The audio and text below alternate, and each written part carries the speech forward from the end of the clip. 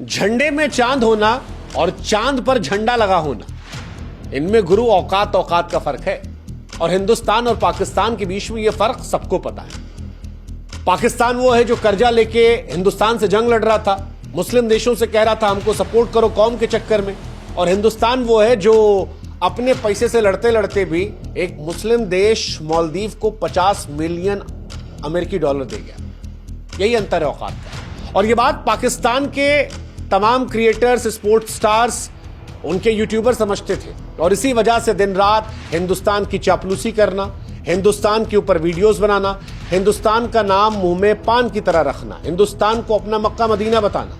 मतलब आप स्पोर्ट्स में उठा लो तो शायद ही कोई होगा जो विराट कोहली या रोहित शर्मा को एकदम भगवान बना के ना बैठा हो।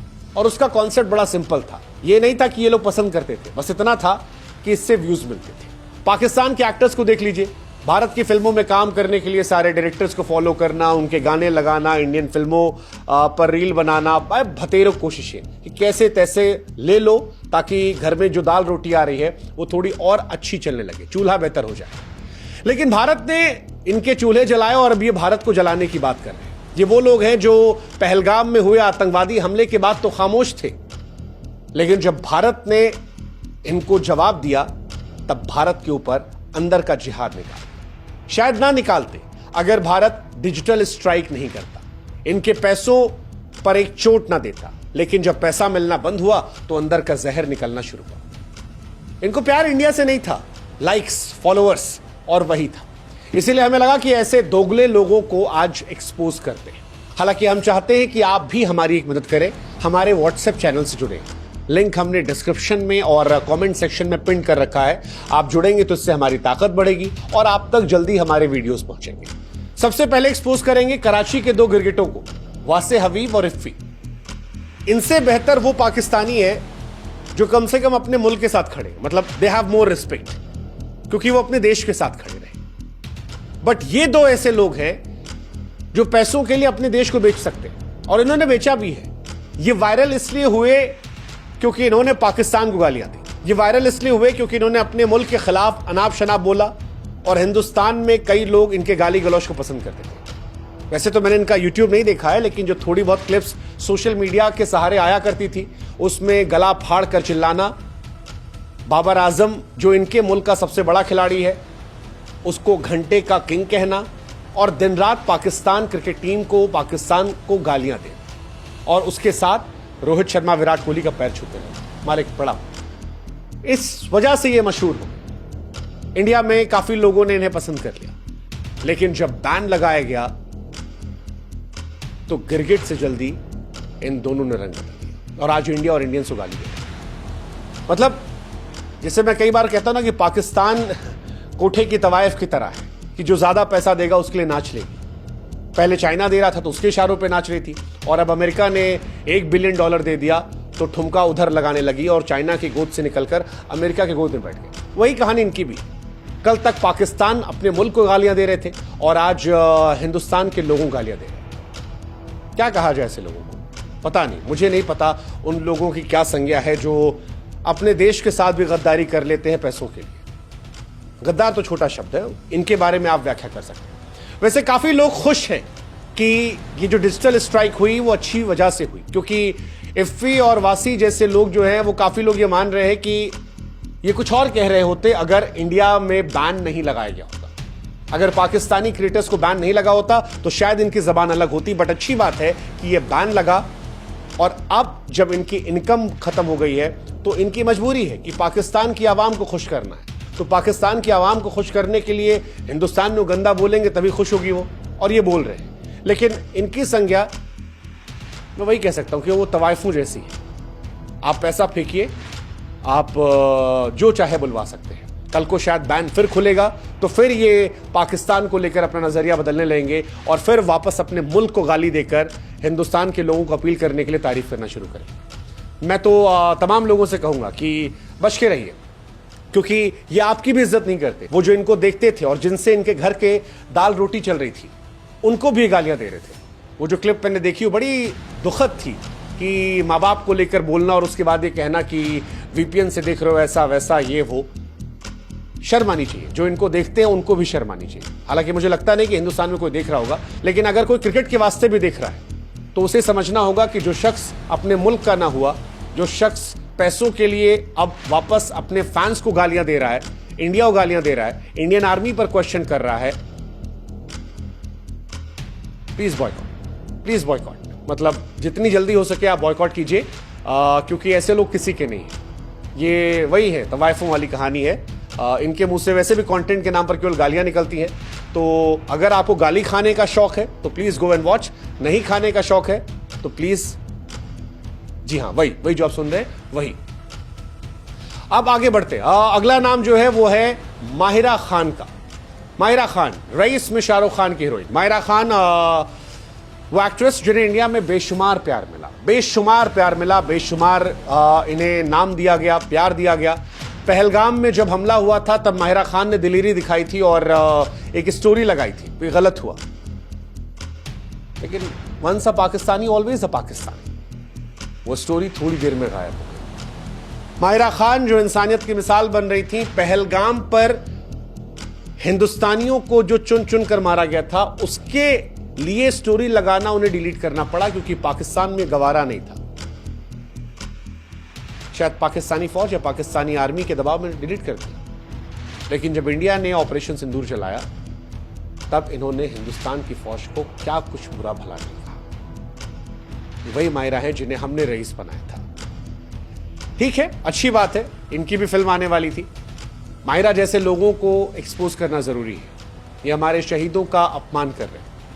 बॉलीवुड में शायद इन्हें काम नहीं मिलना चाहिए, बट लेट्स जस्ट होप कि ऐसा ना हो।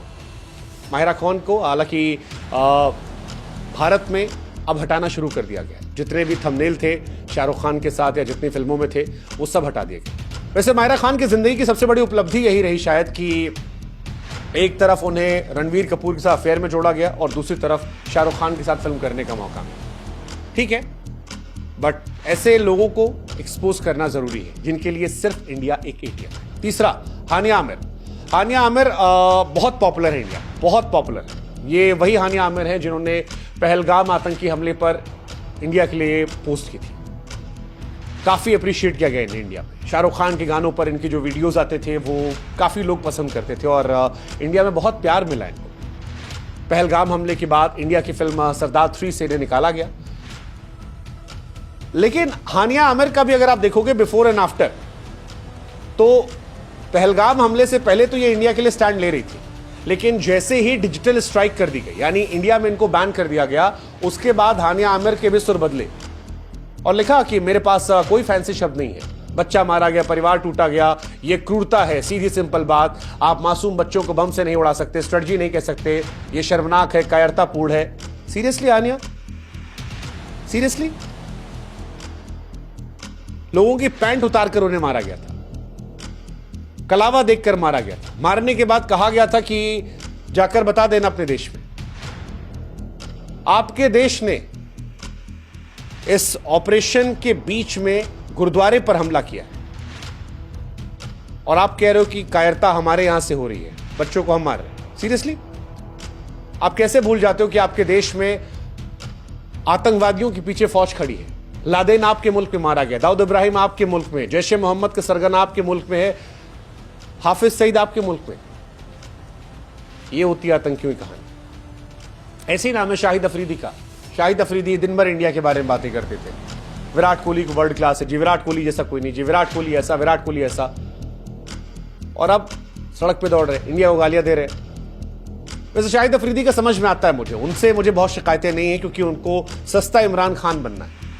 तो शाहिद अफरीदी से मुझे एक्चुअली में बहुत शिकायतें नहीं है। शाहिद अफरीदी का हिसाब किताब गौतम गंभीर ने फील्ड पे कर दिया था, तो उनसे मैं क्या ही कहूं, उनको लेकर मेरे मन में कोई वो नहीं।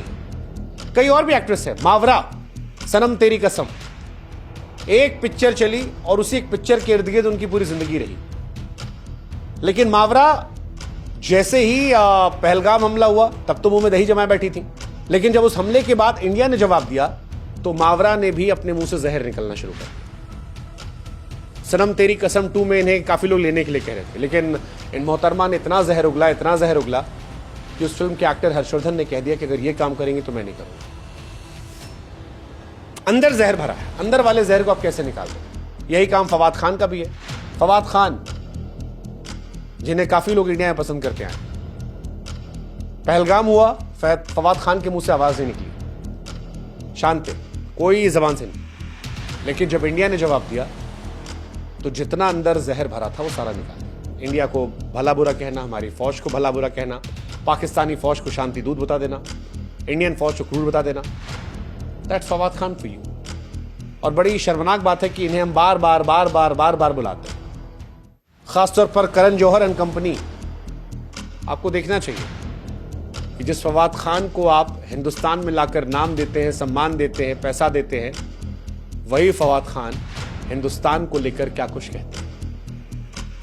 उनकी प्रायोरिटीज क्लियर है कि जब जहां पर बात मुल्क की होगी वहां पर कोई नहीं है। क्या आपकी प्रायोरिटीज क्लियर है?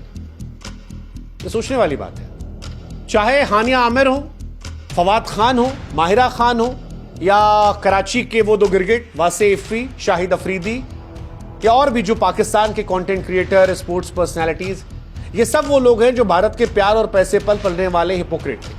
जब तक भारत से लाइक, पैसे, फॉलोअर मिल रहे थे, भारत भारत भारत कर रहे थे। लेकिन जब डिजिटल स्ट्राइक हुई तो इनके मुंह से जहर निकलने लगा। ये भारत तो गालियां दे रहे, हमारी सेना सरकार को बदनाम कर रहे। इनके लिए इंडिया सिर्फ एक एटीएम था जिससे शोहरत, दौलत निकलती थी। लेकिन जब एटीएम बंद हुआ, भारत ने इनके चैनल, अकाउंट, करियर पर ताला लगा दिया, तो फिर इन्होंने अपने अंदर के जिहादी इंसान को निकाल दिया। पर यह हमें भी समझना है कि हमें भी राष्ट्रीय सम्मान से कोई समझौता नहीं करना। सरकार ने इनको बैन करके इनकी औकात दिखा दी। ये बताया कि झंडे में चांद लगाने वालों और चांद पर झंडा गाड़ने वालों में कितना फर्क होता है। लेकिन अब बारी आपकी है। इफ्फी वासी से लेकर हानिया आमिर तक और भी जितने भी पाकिस्तानी कंटेंट क्रिएटर हैं, उनको अब आपको एक्सपोज करना है। भारत ने इनके चूल्हे जलाए थे, ये भारत को जलाने की तमन्ना रखते हैं। अब आपको समझना है कि आप किधर हैं, क्योंकि जो लोग भी वीपीएन लगाकर इनकी वीडियोस देख रहे हैं या फोटोज लाइक कर रहे हैं, थोड़ा सा रिस्पेक्ट जगाइए। इनका असली चेहरा हमने देखा है। ये हमारे देश, हमारी सेना, हमारे शहीदों का अपमान कर रहे हैं। इनका बॉयकॉट कीजिए, इनके वीडियोस मत देखिए, इनके गाने मत सुनिए, इनकी फिल्में मत देखिए, क्योंकि जो अपने देश का नहीं वो किसी का नहीं हो सकता। यही वक्त है आपका अपने तरीके से देशभक्ति को दिखाने का। आपको तय करना है। अगर आपको सच में शांति चाहिए तो वो शांति वॉर के जरिए होकर गुजरती है। और उस वॉर के बीच में कई प्रोसेस है, जिसमें से एक प्रोसेस ये भी है, हर व्यक्ति को यह एहसास करना होगा कि वो अपने देश के लिए लड़ रहा है। ऐसा नहीं हो सकता ना कि भारत जिनके चूल्हे जलाए या भारत के जरिए जिनके चूल्हे जले वो भारत को जलाने की बात करें। आपके ऊपर है, क्या आप इस कदम को उठाएंगे? क्या आप इनका बहिष्कार करेंगे या आप अपने देश के साथ खुद गद्दारी करेंगे? फैसला आपका है।